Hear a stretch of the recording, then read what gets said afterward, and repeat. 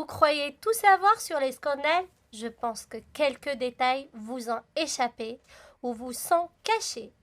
Dans Scandale is Hot, votre nouvelle émission sur IRM.radio en souffle sur les braises de la vérité.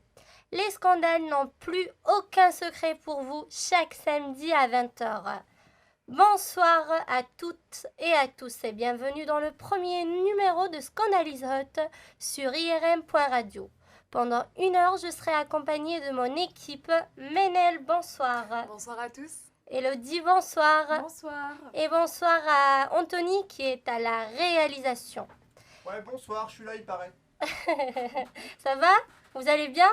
Super, et toi? Ça va? Vous n'êtes pas stressé? Non, et toi? Ça va. Non, ça va. Elodie, c'est ta première. Et ouais, grande première ce soir. Je suis super ravie d'être là. Merci de m'avoir invitée. Ah non, t'es la bienvenue. Menel, t'as un peu l'habitude. Ouais, ça va. J'ai fait 3 émissions déjà et je kiffe. J'aime bien être là. Alors, vous voulez dire qui est notre invité ce soir? Oui, on t'écoute. Notre invité est Abdou Samar, qui est un journaliste d'investigation. Abdou n'est pas encore là, il est un peu en retard. Il va arriver dans 5 minutes. Donc, aujourd'hui, nous allons décortiquer le scandale qui tourne autour de Abdou Samar. Abdou est un journaliste d'investigation et éditeur du site d'information Algérie-Part, qui est un journal en ligne d'investigation et de décryptage. Abdou Samar enquête donc sur les pouvoirs politiques, économiques, sociaux, culturels et sportifs. Comme vous le savez tous, le journalisme d'investigation exige la liberté de la presse. Abdou Samar, il a été arrêté le 2 octobre 2018 et placé en détention provisoire à la prison d'El Harrach à Alger pour diffamation par voie de diffusion, menace et atteinte à la vie privée. La cause, je vous dirai c'est quoi la cause. Et on Tu sait, veux il est savoir? resté combien de temps Il est resté, justement, je vais le dire juste après, Menel. D'accord. Donc la cause, on va dire la cause, après on va dire il est resté combien de temps. Donc la cause, c'est un article mettant en cause le directeur d'un groupe médiatique algérien et un autre concernant l'ancien Wali. Wali, ça veut dire préfet d'Alger. Abdou Samar est donc resté 17 jours en prison. Et juste après sa remise en liberté, il a quitté le pays pour se réfugier ici en France. Donc Menel, là, tu sais, il est resté 17 jours en prison. D'accord. Je pensais qu'il était resté plus longtemps, mais d'accord. Non, C'est 17 déjà pas jours. mal, 17 jours. Je vais dire pourquoi, je vais dire Menel, mais aussi à nos auditrices et nos auditeurs, pourquoi Abdou Samar a été remis en liberté. Alors, des organisations internationales telles que Reporters sans frontières et la Fédération internationale des journalistes ont intercédé auprès des autorités algériennes pour la libération de Abdou Samar. Alors, la liberté de la presse est essentielle, que ce soit en France ou en Algérie. On est d'accord? Bah oui. Et pour bien comprendre les enjeux, on vous a fait un sujet comparant cette liberté cette liberté plutôt sur le sol français et sur le sol algérien. C'est la chronique de Menel.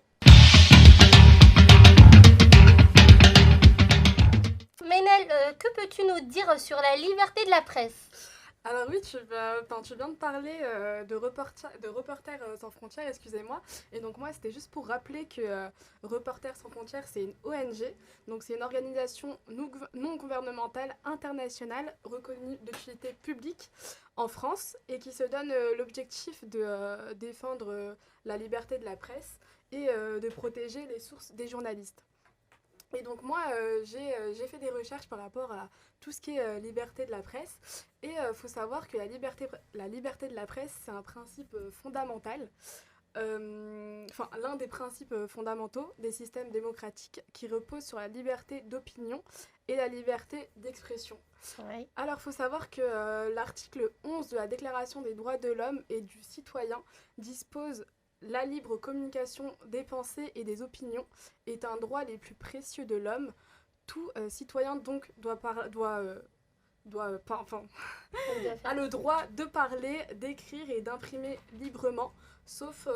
Donc même s'il n'est pas journaliste, en fait c'est la liberté d'expression. Oui, ça inclut tout le monde. Enfin, chaque humain, tous les citoyens, tout le monde a droit d'écrire et tout le monde a droit de d'écrire et de s'exprimer sur n'importe quel sujet.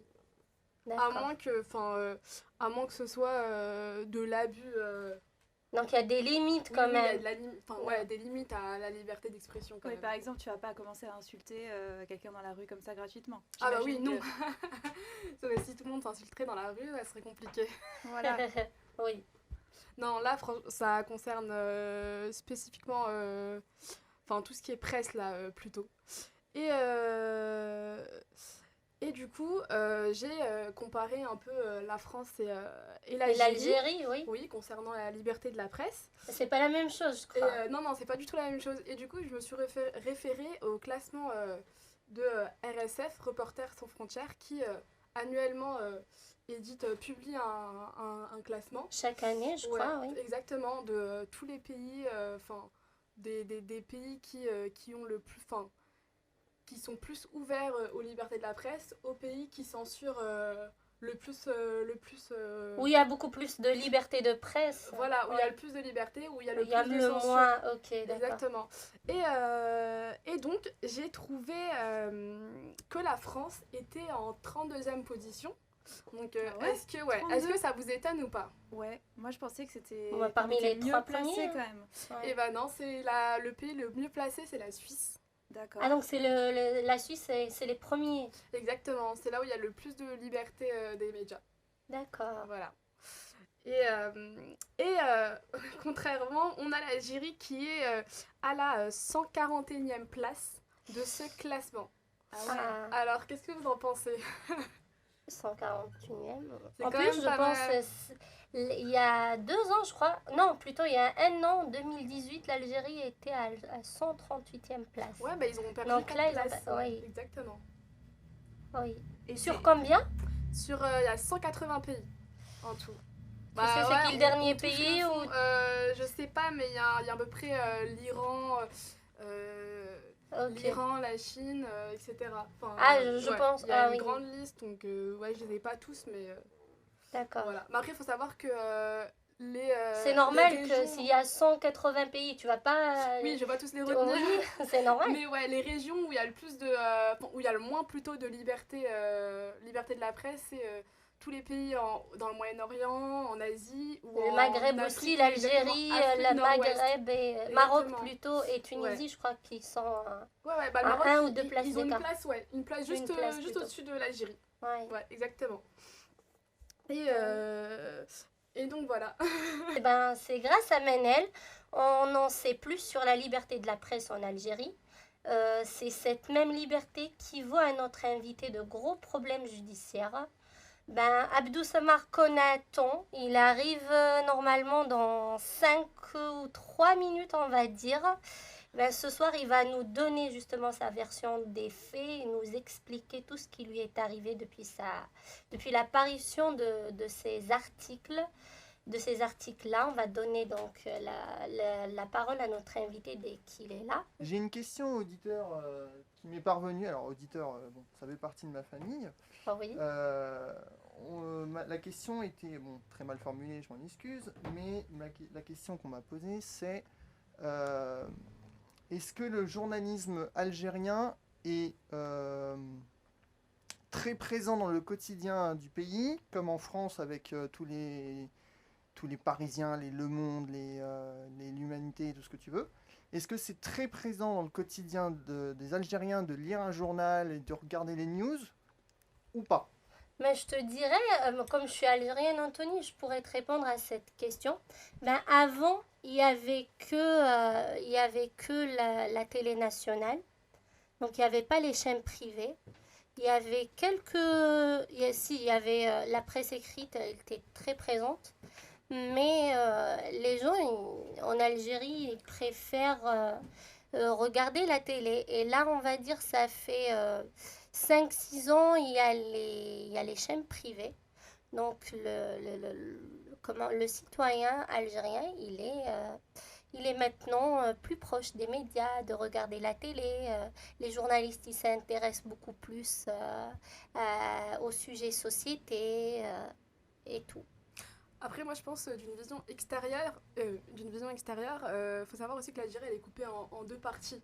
On a les personnes qui sont issues d'une classe sociale bien plus supérieure à la moyenne et qui ont eux, plus facilement accès à la presse. Enfin, ils peuvent s'acheter des journaux, ils peuvent plus facilement regarder la télé, etc. Et on a une autre partie qui finalement, enfin, il n'y a même pas de kiosque ou de librairie dans certaines villes, quoi. Ouais, mais à la capitale, c'est Oui, présent. à la capitale, mais après, c'est pour ça que je dis qu'il y a vraiment deux parties bien distinctes en Algérie. Oui. Donc, tu veux dire que la télé est plus proche des citoyens, du peuple, Oui, c'est oui, ça? je pense que la télé, ouais. Bah après, ouais, faut savoir que maintenant, il y a 2 voire 3 télés par foyer, quoi. Enfin, Non, ouais, en exactement. Algérie, Mais ouais. en plus, avant, la télé nationale ne pouvait pas couvrir quand même tout le pays. Mais là, il y a beaucoup plus de chaînes. Et donc, Bah, l'Algérie, c'est très très grand. c'est très très grand. c'est C'est très grand, 48 Ouais. wilayas, départements. Et après, ils ont pas nécessairement les moyens pour répandre. Enfin, tu vois, la chaîne nationale, comme tu dis. Où Bah. es-tu, Abdou? On t'attend. Abdou Samar est enfin là. Bonsoir, Abdou. Bonsoir, toutes mes excuses à tout le monde, mais à cause des embouteillages parisiens, mon... Rebonsoir tout le monde, désolé encore, c'était une soirée un peu spéciale, ça commence. Non mais les embouteillages parisiens, je sais pas quoi, un accident, etc. C'est pas grave, l'essentiel, t'es là. En fait, Abdou, avant que t'arrives, je parlais de ta détention. Tu es resté 17 jours en prison. Exactement, ouais. Oui. Un peu 18 jours de Nazia, ça me quand même. Ne m'enlève pas une journée, hein. Ah d'accord, c'était 18 jours. Alors, Manel, oui, tu oui, voulais oui, savoir oui. Moi, je 18. voulais savoir. Ne m'enlève pas une journée parce que c'était dur, hein. Ah oui. Une journée en prison en Algérie, ça vaut 10 mois ou une année de vie ailleurs, hein. Ah non, t'imagines. Alors, Abdou, Manel nous avait fait une chronique sur Elle avait comparé la liberté de la presse en Algérie et en France. Et donc, elle a raconté, plutôt, elle a dit que l'Algérie était à la 141e place, selon le rapport de Reporters Sans frontières, sans exactement. frontières, exactement. Donc, Abdou Samar, tu es avec nous ce soir pour nous donner ta version des faits, nous expliquer tout ce qui est arrivé depuis la parution de tes articles. Le premier, c'était sur un directeur d'un groupe médiatique. Et le deuxième, c'était sur le préfet d'Alger. Donc, Abdou, est-ce que tu peux nous raconter comment s'est passée cette période de détention et comment tu t'es en sorti? Donc Nazia, parce que l'histoire elle est longue, pour être bref, en fait il s'agit exactement d'articles sur des faits de corruption Oui. qui ont impliqué, donc le préfet c'est le Wali, donc le Wali c'est l'équivalent exactement du préfet, sauf c'est la wilaya d'Alger, c'est la plus grande, la wilaya la plus importante du C'est point la de vue. capitale. C'est la capitale et ses environs, donc au niveau du budget, donc le Wali d'Alger il est plus important qu'un ministre, donc le préfet d'Alger il est plus important qu'un ministre du gouvernement, et dans mes articles, dans mes enquêtes, j'avais découvert donc il y a eu des détournements d'une assiette foncière située dans un espace forestier qui a été détournée pour bâtir une promotion immobilière qui abritera ou qui a commencé à abriter des duplex, et ces duplex ont été détournés par 5 ou 6 hauts responsables de l'État algérien, dont le général major Zerred, Sherif Zerred qui vient d'être limogé récemment, et la femme du général Ghali Belqsel, qui est le patron de la gendarmerie, qui était l'ancien patron de la gendarmerie nationale. Et cette femme-là s'appelle Fatiha Boukhers. Elle était la présidente de la cour de justice de Tipaza, l'une des plus importantes juridictions au niveau de l'Algérie, et l'une des collaboratrices les plus importantes de Taïb Louh, ministre de la Justice. Je peux pas donner de nom, il faut que je donne les noms. C'est pas possible, c'est une affaire qui implique. Ah bah là, on sait tout, là, maintenant. Là, on sait tout. Non, mais il fallait pour que vous compreniez un peu les choses. Donc, à la suite de ça, il y a eu. Mais ce qu'on comprend pas, Abdou, pourquoi ils ont dit que c'était atteinte à la vie privée? Vous savez, en Algérie, la justice, elle invente des situations ubuesques, absurdes, pour discréditer les journalistes opposants, etc. Nous, quand on leur parle de corruption, ils nous disent vous avez atteint ma vie privée. Elle est où l'atteinte à la vie privée quand on parle que vous avez détourné un appartement? dans le dossier, d'abord dans mon dossier, les plaintes qui ont été déposées contre moi, c'était diffamation, atteinte à la vie privée par rapport au directeur du groupe Nahar, Anis Rahmani. Mais moi, qu'est-ce que j'ai fait? Pour eux, quand tu mets la photo du personnage, c'est une atteinte à la vie privée. C'est une personnalité publique. Je vais pas mettre la photo d'un singe ou la photo d'un arbre pour illustrer le préfet d'Alger. C'est logique que je vais mettre sa photo à lui. Oui. Voilà, pour les juges algériens, quand vous mettez une photo de quelqu'un, c'est atteinte à la vie privée. Donc c'est une mauvaise interprétation de la part d'un appareil judiciaire qui est au service d'un régime répressif et qui, pour justifier l'emprisonnement d'un journaliste, il invente n'importe quoi. Et encore à mon époque à moi, ils ont inventé un motif qui était atteinte à la vie privée. Aujourd'hui, pour emprisonner les gens en Algérie, on invente des motifs qui défient l'imaginaire, atteinte au moral des troupes. Comment un youtubeur peut atteindre au moral d'une troupe d'une armée? Atteinte à l'unité nationale. Un écrit va atteindre à l'unité nationale. La justice en Algérie n'a pas de sens. Est-ce que vous avez lu Alfred Jeux, le livre Ubu, qui décrit les situations ubuesques? C'est exactement ça. C'est exactement, même dans la science-fiction, on n'aurait pas imaginé mieux. Franchement, on n'aurait pas imaginé mieux. Les juges algériens, moi j'ai eu affaire à eux. C'est des gens qui comprennent rien. Ils reçoivent des coups de téléphone. Allô, mettez ce gars en prison, mettez ce monsieur sous contrôle judiciaire. Et franchement, ils s'en foutent. Donc ils prennent les lois et ils font un patchwork juridique juste pour mettre quelqu'un en prison, etc. Ouais. Donc le fond, ça ne compte même pas d'en débattre. Oui. Donc Abdou, tu as écrit une tribune dans un journal français où tu avais dit que tu ne comprenais pas quel était ton crime. Est-ce que tu es toujours dans l'ambiguïté? Je suis pas dans l'ambiguïté, c'est eux qui sont dans l'ambiguïté. Non, mais Moi, je... j'ai de Non, la clarté, non, moi, c'est pas j'ai rien ça. fait de mal. Non, c'était par rapport à ça. Est-ce que tu sais toujours pas c'est quoi ton crime? Non, mais je sais quel était mon crime. Mon crime était d'avoir dénoncé les dirigeants algériens corrompus, des dinosaures qui voulaient s'arracher, qui voulaient rester au pouvoir, qui voulaient voler l'argent public, qui voulaient en faire ce qu'ils voulaient. En réalité, en Algérie, les dirigeants algériens faisaient de l'argent public une tirelire privée. Une véritable tirelire privée, et quand un simple commandant de la gendarmerie avec sa femme, ils ont voulu prendre des duplex construits sur une forêt qui appartient aux Algériens. Et pour aucun journaliste les nomme, ou mettre leurs photos, ou disent que ce que vous avez fait est mauvais et pas bien, ah non, c'est pas possible. Ils n'imaginent pas, ces dirigeants sont tellement imbus, aveuglés par leur pouvoir, ils se croient comme des pharaons, il ne faut pas les remettre en cause. Ah ben non, il était temps qu'on les remette en cause, il était temps qu'on leur dise dégagez, il était temps de leur dire ne volez pas l'argent public, c'est notre argent. C'est tout, c'est ça notre crime. Tu étais interdit de quitter le territoire algérien sans que cette mesure ne soit basée sur une décision de la justice, mais tu as quand même pu quitter l'Algérie. Pourquoi as-tu pris cette décision, Abdou? Est-ce que tu te sentais plus en sécurité en Algérie? Mais pire que ça, ils allaient me remettre en prison. Ils allaient me remettre en prison dans un bagne situé à l'intérieur du pays où ni ma famille ni un avocat n'aurait pu me voir. Donc, ils voulaient me remettre en prison à Tébessa, qui est dans une petite localité à Débessa, qui est à la frontière tunisienne, où je peux même pas vous dire qui peut m'accéder, j'aurais eu accès à rien du tout là-bas, pour une affaire, parce que, mais là il faut que je vous la raconte, j'ai dénoncé quelqu'un, un activiste sur le web, qui qui propageait des idées terroristes en Tunisie.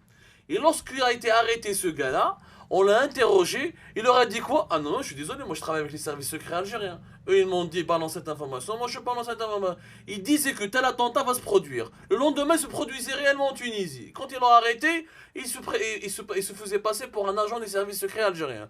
Moi j'ai sorti le document, il disait tout ça. J'ai fait mon travail de journaliste.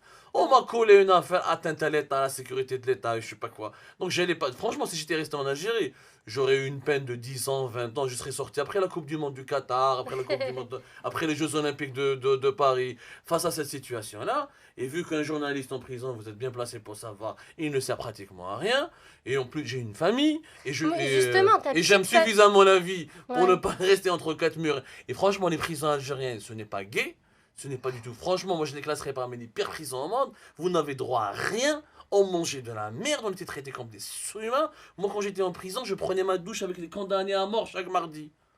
Moi, un journaliste, parce que j'ai écrit un article, je prends ma douche avec quelqu'un, il me dit « Oh, ça va, tu vas bien ?» Moi, je suis condamné à mort, ça va. Et moi, c'est ce qu'on se disait avec Menel tout à l'heure, écrire un article et faire 18 jours de prison. Non, mais j'étais avec les condamnés à mort le mardi, je prenais ma douche, et j'étais dans la cellule numéro 15 de l'isolement de la prison d'Al-Harrach, qui est l'une des plus vieilles prisons du pays, et qui était avec moi dans l'isolement? Tous les anciens éléments d'Al-Qaïda au Maghreb, tous les islamistes, pas islamistes, tous les terroristes. Les gars, ils faisaient des attentats, ils égorgeaient des têtes en Syrie, et on met un journaliste entre eux. Franchement. Mais juste malgré tout ça, Abdou, et dès ton arrivée en France, tu as continué à exercer ton métier, mais tu as toujours été menacé.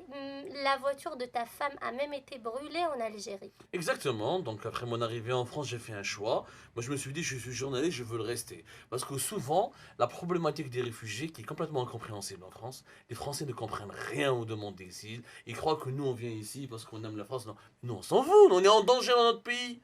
Et souvent, on est en danger parce que le régime français soutient des régimes autoritaires de nos propres pays respectifs. Si j'étais bien dans mon pays, je ne viendrais pas ici, moi. Je suis pas venu ici pour le Roquefort ou pour la Tour Eiffel. Je suis venu ici parce que j'étais en danger. Mais les Français, ça ne le comprennent pas.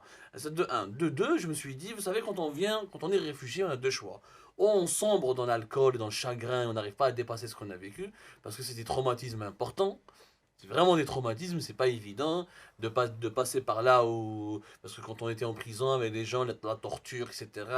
Voilà, je vous épargne tous les détails, on n'aura même pas le temps d'en parler. Ou un autre choix, de continuer à résister pour surmonter ces traumatismes. Moi, j'ai fait le choix de continuer de résister, de rester journaliste malgré tout. Je me suis dit, la plus belle leçon que je peux donner à mes adversaires, c'est de leur prouver qu'ils n'ont pas réussi à m'abattre et ne pas m'écarter de mon métier. Donc, j'ai continué à rester journaliste. Malheureusement, ils se sont vengés lâchement contre mes enfants. Une fille de 11 ans et un garçon de 8 ans avec leur mère. Elle sortait pour les récupérer de l'école. Ils ont brûlé la voiture. Un attentat comme ça juste parce que j'ai continué à écrire sur les dirigeants militaires corrompus. Je trouve ça lâche. C'est tellement lâche, c'est tellement bas de se battre de s'attaquer à la famille d'un journaliste. Et que voulez-vous qu'attendre d'un régime en fin de vie, d'un régime vermoulu qui n'a aucune légitimité? C'est terrible ce que tu dis, parce qu'au final, c'est de l'acharnement un peu. Bien encore, mais ça c'est rien la voiture, et ce qui m'est arrivé après. Oui, Il faudrait- justement, mais j'allais parler de ça. La voiture finalement, c'était un bonbon par rapport à ce qui m'est arrivé après. C'est-à-dire que s'attaquer après, moi je me suis dit qu'ils n'iraient pas plus loin. Ils sont partis encore plus loin. Oui, ils Dans ont des- partagé des photos très intimes Ah ouais, d'Abdou. Ce cauchemar n'est pas terminé. C'est pas terminé en fait, c'est même pas Ouais. terminé. Non seulement ils ont partagé des photos avec des jeunes filles qui n'ont absolument rien à voir. Tu t'attaques à Abdou Samar. Mais pourquoi s'attaquer à la jeune... Vous imaginez, tu connais un peu l'Algérie, Nazia, pour ceux qui Ouais. ne le connaissent pas, c'est une société conservatrice, elle est ce qu'elle est, la femme là-bas, elle est soumise à des dictats. Nous luttons d'ailleurs pour on a 1 milliard de combats en Algérie. Le combat politique, mais aussi le combat social pour une véritable émancipation citoyenne. Et toi, tu mets la photo d'une jeune femme complètement innocente avec un opposant algérien comme moi, etc. Ils n'ont ni pensé à l'impact sur leur famille, ni pensé à leur impact sur leur propre vie, etc. C'est quand même gravissime. Et ils voulaient me discréditer en mettant en avant ma vie sexuelle. Mais elle est où la relation? Mais j'ai le droit d'avoir une vie sexuelle, mais vous voulez l'argent du peuple. Vous tuez des gens. Il faut savoir qu'en Algérie, pays riche de pétrole et de troisième réserve mondiale de gaz de schiste, les enfants parcourent des kilomètres pour aller étudier dans des écoles. Il n'y a pas de chauffage dans les écoles. Les cancéreux meurent, il faut 1 année. On attend 1 année pour avoir un rendez-vous en radiothérapie, on crève en Algérie. Pendant que Bouteflika et celui qui l'a remplacé se soigne ici en France, dans les meilleurs hôpitaux français, avec l'argent public. Tout ça, c'est pas un problème. Non, le problème, c'est les femmes qui couchent avec Abdou Samar ou les femmes qui fréquentent Abdou Samar. C'est scandaleux. Vous voyez bien, le niveau est très bas. Abdou, ces photos, est-ce qu'elles viennent de tes téléphones qui ont été réquisitionnés lors de ta détention? C'est exactement ce que j'ai raconté. Tu as bien fait suivre l'affaire. Oui. Moi, avant d'entrer en prison en octobre, parce qu'avant, il y avait des arrestations. Hein, la prison, c'était la dernière étape. C'était la cerise sur le gâteau. Avant, j'étais arrêté par les services secrets. C'est l'équivalent du DRS, l'équivalent de BANF. C'est très compliqué de le comparer à ce qui se passe en France, c'est pas comparable. Bon, c'est un Ouais. peu la DGSE, Française, oui. voilà, un peu moins sympathique quand même. Voilà. Donc voilà, quand j'étais arrêté par eux, ils m'ont emmené dans une caserne, qui est une célèbre caserne à Alger, qui s'appelle Antar.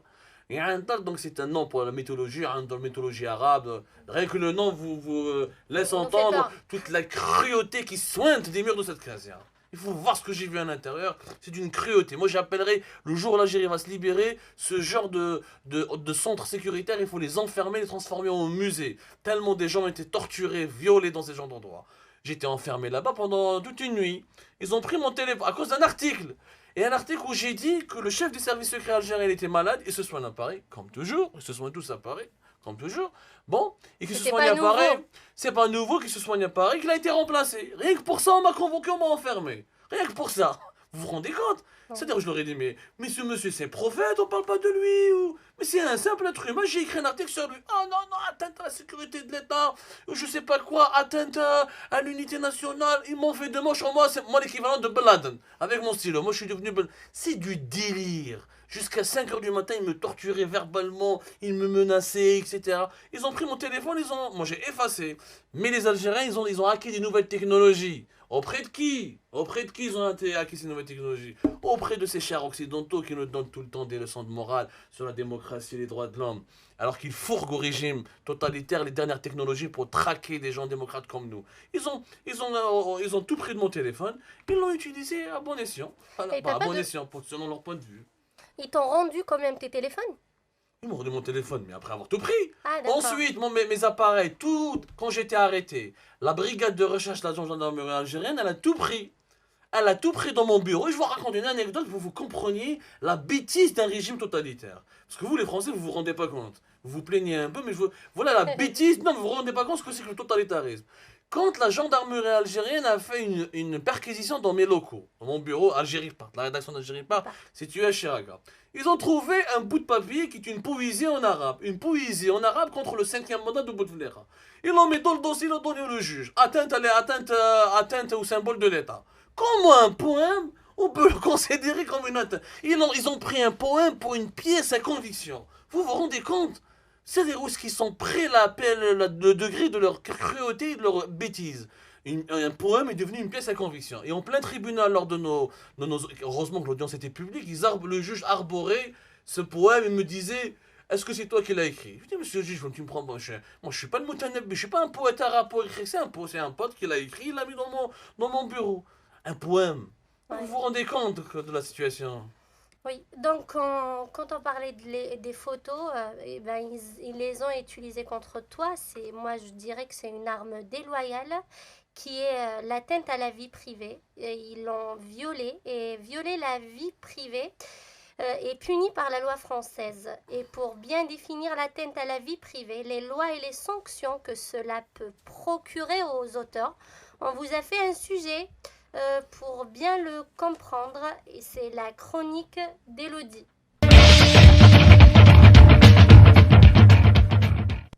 Alors Élodie, que peux-tu nous dire sur l'atteinte à la vie privée? Oui, alors Nazia, comme tu l'as dit, il faut d'abord qu'on puisse définir ce que c'est que la vie privée pour pouvoir comprendre un peu ce que c'est qu'une atteinte à la vie privée. Oh oui. Alors pour vous, c'est quoi la vie privée? La vie privée, c'est la vie de couple, c'est ma famille. La Pour vie moi, c'est ça. privée, c'est tout ce qui relève de l'ordre privé et de l'intime De d'une personne. l'intimité, exactement, Voilà. c'est exactement ça. C'est ce qui fait partie de la vie familiale, personnelle d'un individu, enfin tout ce qui concerne son intimité. C'est ça. Et en fait, en France, en droit français, la vie privée n'est jamais définie dans les textes, ce qui permet en général au juge d'apprécier si ce qu'il voit c'est ou pas une atteinte à la vie privée. Et moi, je voulais revenir avec vous sur les différents textes. Oui, justement, Élodie, que prévoient ces textes? Alors, on a déjà un texte qui est issu de la DUDH. Donc, la DUDH, c'est la Déclaration universelle des droits de l'homme, rien que ça, qui a été signée en 1948. Ça commence déjà à dater, après la Seconde Guerre mondiale. Et on a notamment l'article 12 de la DUDH, qui d'ailleurs a été signé, je tiens à le préciser, par l'Algérie. Et ben voilà. Quelle nouvelle. Et Non, le mais l'Algérie a signé tous les traités. Ils sont les respectés. C'est incroyable. Qui nous, justement, vient nous rappeler l'interdiction de l'atteinte à la vie privée et de l'immixtion dans la vie privée. Après, on a aussi une norme européenne qui est fortement inspirée donc, de cette déclaration universelle. Donc on a un article, l'article 8 de la Convention de sauvegarde des droits de l'homme et des libertés fondamentales, qui a été signé en 1950 par les pays membres du Conseil européen, qui reprend quasiment copier-coller le texte de la Déclaration universelle des droits de l'homme. C'est quand même important voilà, de dire que l'atteinte à la vie privée fait partie de ces traités. Et puis je disais aussi tout à l'heure donc, que l'Algérie était signataire. En fait, la Déclaration universelle des droits de l'homme, c'est pas une convention c'est une convention qui est juste déclarative. Elle ne produit pas d'obligations juridiques pour les États signataires. Donc elle n'est pas respectée? Voilà. C'est exactement ça. C'est-à-dire que tu peux pas saisir un juge pour faire appliquer cette convention, par exemple. Pourquoi alors ils l'ont mis? C'est une convention morale. Enfin, D'accord. c'est une convention qui fait joli. Ah oui. Voilà. Et donc pour en venir au droit français, on a donc l'article 9 du Code civil qui nous rappelle que chacun a le droit au respect de sa vie privée. Et ce que je voulais faire, c'est vous parler un peu des exemples qui étaient considérés... Justement, personnellement, je veux savoir concrètement qu'est-ce qui est l'atteinte à la vie privée. Donc, tu vas nous donner des exemples? Ouais, je vais vous pour donner mieux des comprendre, exemples Élodie. et vous allez me dire si selon vous c'est une atteinte à la vie privée ou non. Oui. Alors, si je vous dis, votre voisin est rentré chez vous sans votre consentement. Ah, bien sûr. Ça me c'est- regarde pas ça. Il fait ce qu'il veut le voisin. Non, il rentre chez lui ou chez moi? Non, chez moi. Chez toi? Ah, chez moi. Ah bah non, oui, ah. c'est une atteinte à la Oui, vie oui, privée. oui, Oui. j'ai pas compris, c'est chez lui. Atteinte à la vie privée, puisque la vie privée, c'est également la protection du domicile. Oui. Mais Deuxième... elle est atteinte à la vie privée pour qui? Pour le voisin. Pas Non. pour le journaliste qui l'écrit. Si le journaliste décrit un fait. Non, par exemple, si mon voisin rentre chez moi Ouais. sans mon consentement, Ah oui, c'est une atteinte à la vie privée pour le voisin. Mais si moi, journaliste, j'écris que ton voisin est rentré chez toi, en quoi je suis coupable? non, je suis d'accord avec Ah toi. bah voilà, vous me rassure. Sinon, ça m'a rappelé le tribunal d'Alger. Sinon. Alors, deuxième petite situation. Un médecin parle de votre angine sur les réseaux sociaux. Ah bah non, déjà il y a le secret. Médical. Il va Ouais, donner c'est mon nom? médical. Ouais, Ah, c'est une atteinte à la vie privée. oui, en fait, il y a aussi, on protège aussi le secret professionnel et médical quand on parle de l'atteinte à la vie privée. Donc, vous voyez, ça relève de plein de situations différentes. Oui. Et dernière petite question. Vous apparaissez sur une photo du dernier meeting politique auquel vous avez assisté. Ah bah non. Non. Alors, est-ce que c'est une atteinte à la vie privée? Ça dépend, moi, si c'est Je un pense parti. que ça peut prêter. Je parlais, ça dépend de quel pays il s'agit. Mais je pense qu'en France. En France, alors non, parce que en fait, on présume que vous êtes consentant à assister à ce meeting politique. Vous savez que c'est un événement public. Donc Voilà. en fait, vous Ce autorisez. qui est logique. Hein. Voilà, vous autorisez la publication d'une photo sur laquelle, bien sûr, vous n'êtes pas identifié individuellement, mais vous faites partie de la masse. Ouais. Nous, en tant que journaliste, on a eu énormément de problèmes à cause de ce genre de situation. Parce qu'en D'accord. Algérie, il suffit notamment à cause des femmes, on prend des photos de scènes publiques et on a chaque fois un fiancé ou un copain qui nous appelle à la rédaction. Pourquoi vous avez pris ma copine ou ma fiancée en photo? Sois rassuré, on n'a pas ciblé ta copine ou ta fiancée, mais va leur expliquer que c'est un événement public, etc. Mais voilà. Bon, C'est et une bonne question, c'est une très bonne situation. Ouais. C'est vrai. oui, c'est vrai que voilà, ça peut prêter à confusion, mais là, dans ce cas-là, comme c'est un événement public, ça pose pas de problème. Et donc, pour reparler du droit à l'image, bien sûr, on peut aussi donner l'autorisation pour que notre image soit utilisée. Et dans ce cas-là, ça pose Oui, aucun c'est ce qui se souci. passe dans les écoles de journalisme ou quand on Ouais. assiste à des émissions. À chaque fois, on Exactement. signe. Et on Pas donne de une papier autorisation. ou une Dans autorisation. chaque école maintenant. Oui. Quand tu t'inscris, on te donne un formulaire Oui, avec Où tu oui, acceptes. autorisation, ouais. Oui. Même à l'école, quand tu es petit et que Ouais, ouais. tu C'est les participes parents à qui doivent des signer, événements. etc. Exactement. Oui. Et donc, pour en arriver aux sanctions, Bah, je peut-être. voulais te poser la question, Élodie. Est-ce que tu peux nous en parler des sanctions? Alors, il y a plusieurs sanctions en cas d'atteinte à la vie privée. D'abord, la première sanction, ça c'est si la personne à laquelle vous portez atteinte saisit un juge, vous pouvez, faut payer un avocat bien sûr dans ce cas-là, donc ça ne concerne pas tous les cas, mais vous pouvez être passible de lui verser des dommages et intérêts, donc c'est en fait une somme d'argent qui va venir compenser le préjudice qu'il a subi. Aussi, le juge il pourra ordonner des mesures, par exemple saisir l'ordinateur avec lequel la personne a violé votre vie privée. Après, il y a aussi des sanctions pénales. Il faut savoir que c'est un délit l'atteinte à la vie privée. En France, c'est puni assez largement puisqu'on est passible d'1 an de prison et de 45 000 € d'amende quand on atteint la vie privée de quelqu'un. Après, je voulais aussi parler des sanctions, enfin des solutions qu'on avait quand on était victime. On peut également, par exemple, demander à l'auteur qui a diffusé la photo d'enlever la photo du site internet. Bon, ça, c'est dans le monde des bisounours. Il faut le demander directement ou bien il faut... À l'auteur, oui, à celui direct, qui a mis ok. la photo, qui a publié la photo. Après, vous pouvez aussi contacter le responsable du site internet. Et après, si ça marche pas, vous pouvez saisir la CNIL ou alors un juge. Et la CNIL, c'est la Commission nationale de l'informatique et des libertés. D'accord, merci Elodie. Alors Abdou, je voulais te poser la question, est-ce que justement toi tu as plutôt déposé plainte sur ces personnes qui ont balancé tes photos intimes sur les réseaux sociaux? Ils balancent les plaintes contre qui? Contre les services secrets algériens. Où est-ce que je vais les balancer? Au tribunal de Nanterre, de Bobigny. Ça s'est passé en Algérie, c'est-à-dire que la justice française, j'ai demandé à quelques avocats français, etc., ici, bah, que des amis m'ont présenté, auprès desquels des amis m'ont introduit. Ils m'ont dit que le deal il s'est passé en Algérie, et c'est des faux profils, et c'est des attaques massives. Contre qui? Franchement. Et que moi, et qu'est-ce que ça va changer? Ça va avec une plainte déposée en France, le régime algérien, ou enfin, les services secrets algériens, ou les appareils sécuritaires algériens vont avoir peur et vont les retirer. Bon, finalement, tu peux rien faire, tu peux que subir ça en fait. Ah oui, quand on s'attaque à un régime totalitaire, on peut rien faire. C'est la première règle qu'on apprend. Ouais. Vraiment, ça, un régime totalitaire, ce n'est pas une justice ah, sauf si, dans des cas très graves, comme des crimes contre l'humanité, des crimes de guerre, etc., et des procès internationaux. Et quand on est à l'étranger, et que et le délit se passe sur Internet, mais qui est produit ou émis sur Internet à partir du pays d'origine, c'est hyper compliqué. Sachant que même en France, on m'a poursuivi. J'ai 3 procès ou 4 procès de justice contre des personnalités politiques algériennes. Tu te rappelles, toi, Oui, un oligarque algérien travailler m'a ensemble. poursuivi en France, qui était quatrième ou cinquième fortune en Algérie, qui était l'un des bailleurs de fonds de Bouteflika, m'a poursuivi. Et j'ai gagné mon procès contre lui à tribunal de Fontainebleau. Oui. Voilà. J'ai 2 autres procès un peu loin, un peu partout en France. Même ici, ils me poursuivent. Eux, ils ont de l'argent, donc ils mettent, etc. Et nous, on est des réfugiés avec 440 euros, l'aide juridictionnelle et un peu. Voilà. Et un peu voilà, c'est hyper compliqué, en fait. Même ici, la France n'est pas très. Quelquefois, on se dit que la France est un territoire prolongé du régime algérien. Sur certains plans. C'est peut-être. Vous avez du mal à le croire.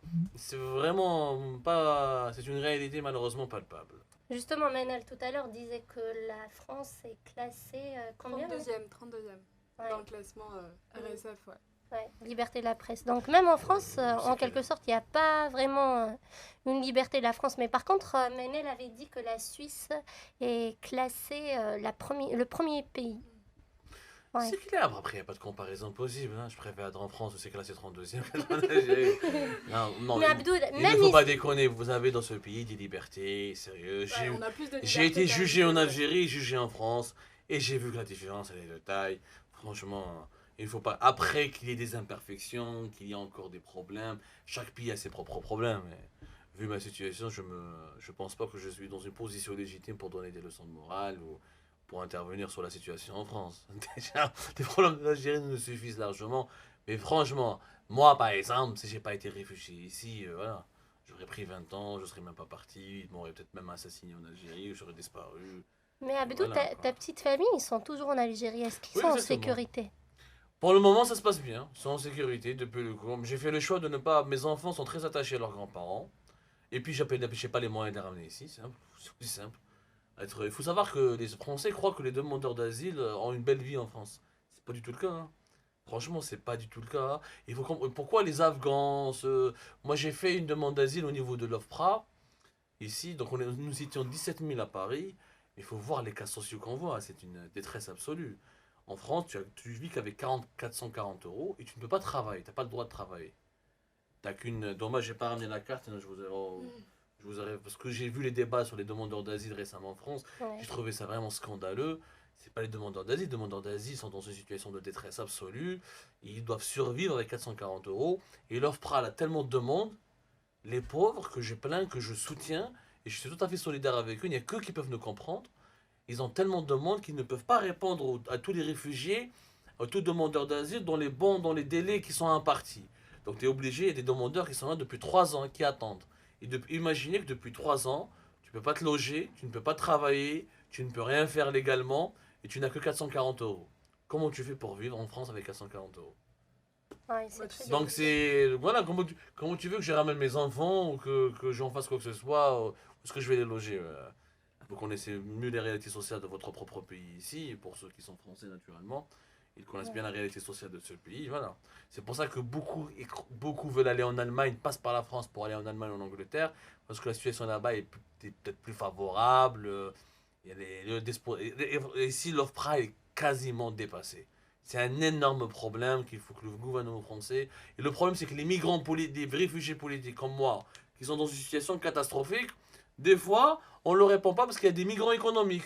Il y a des gens qui viennent des deux pays où ils n'ont ni été exposés au danger, etc. Ils font des demandes d'asile, ils empiètent, donc ils font perdre du temps aux des vrais gens nécessiteux. Et ils sont nombreux, hein, qui viennent des pays qui sont en guerre. C'est pas la joie, quoi. Ouais. Donc, nos chères auditrices et auditeurs, on arrive presque à la fin de l'émission Scandale is Hot sur irm.radio. Alors, Abdou, dis-nous quels sont tes projets. Est-ce que tu vas poursuivre l'investigation malgré toutes ces difficultés et toutes ces menaces? Je la poursuis, Nazia. Moi, Algérie part continue à fonctionner. Nous sommes censurés en Algérie. Il faut savoir qu'aujourd'hui, en Algérie, des sites internet, on ne peut pas entrer. Nous sommes censurés, mais on continue à travailler. On fait de la vidéo de temps en temps, avec les moyens du bord. On continue à travailler à partir d'ici. Réellement, on est les dernières voies libres. Il y a très peu de médias algériens qui sont libres.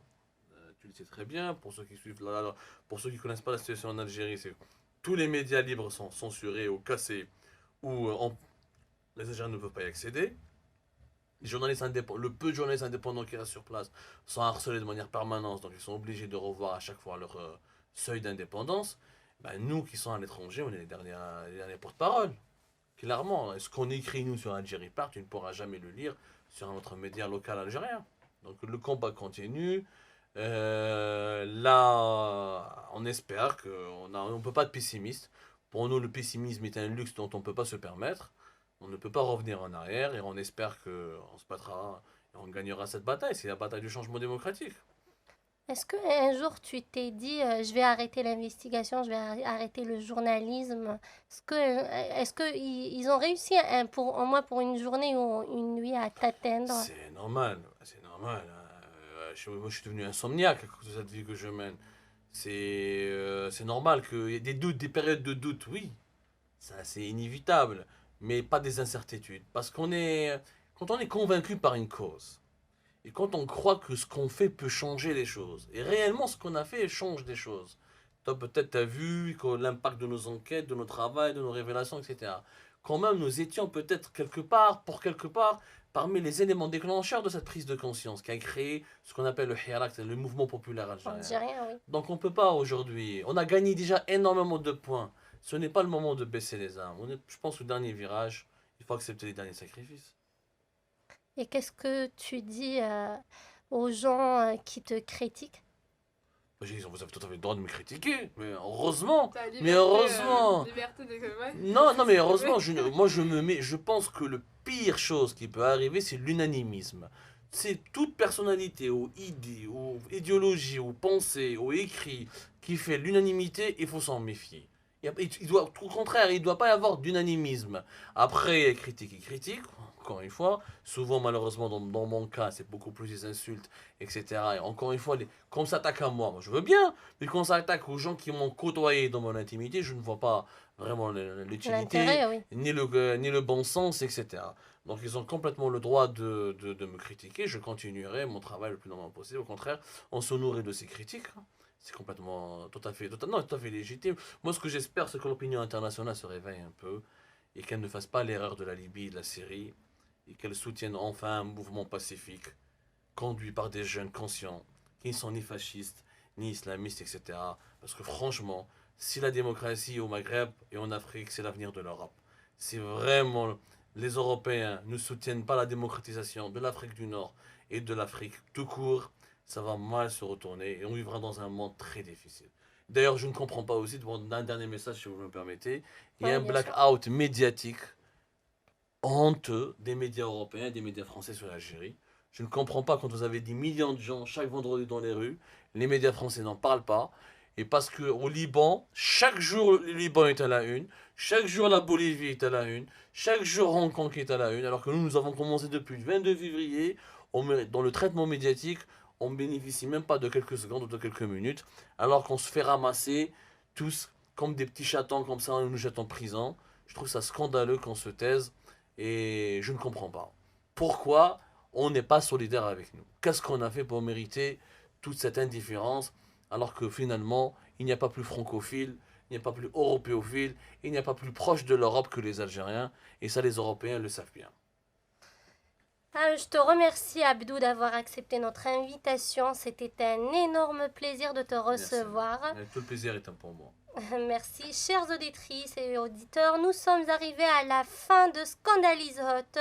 Nous vous souhaitons une agréable soirée et je vous dis à la semaine prochaine. Merci Manel, merci Bonne Elodie soirée, et bonne merci soirée. Anthony. Bonne soirée.